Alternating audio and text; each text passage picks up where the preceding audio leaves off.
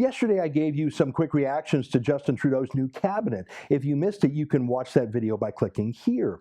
Over the course of the next few weeks, I want to take a bit of a closer look at some of the picks. Today, Stephane Dion, the new foreign minister. Dion is an old Chretien-era warhorse. He was first elected 19 years ago, so not exactly a fresh start. I'm worried that Canada will slide back into bad old Jean Chrétien habits, like sucking up to dictatorships, like ignoring human rights issues in places like China. Really, everyone that Chrétien himself has gone to lobby in the past decade, from Putin to African dictators. I'm worried they'll all be back in vogue. But yesterday, Dion had some comments for Israel. In short, his message was, Canada isn't your good friend anymore. We're more neutral.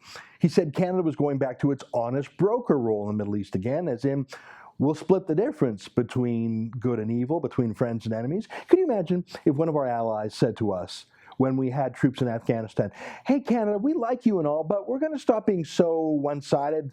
We're not going to be so pro-Canada. We're going to be an honest broker now between you and the Taliban.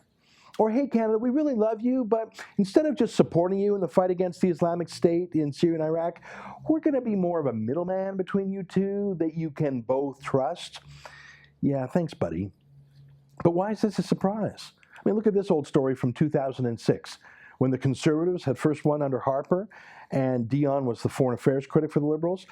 And at that exact moment, the terrorist group Hamas had won an election in Gaza. Hamas is a racist terrorist group. They're a dictatorship like Adolf Hitler, who once won an election and then really didn't bother having any more. Same with Hamas once it took over Gaza. I mean, democracies like Israel and Canada immediately decided to cut back on aid to Gaza to stop funding Hamas.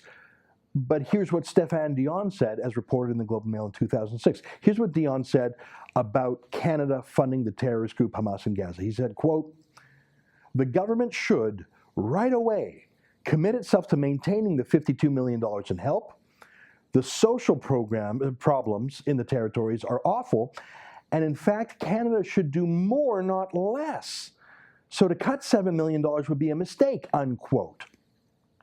So Hamas terrorists just took over Gaza, and Stephane Dion said that instead of cutting off $7 million in funds, we should give them more money to a terrorist enclave. Yeah, Jean Chrétien's back. The Harper doctrine of standing with democracies and against Muslim dictators and terrorists, yeah, that era is over. For TheRebel.media, I'm Ezra Levant.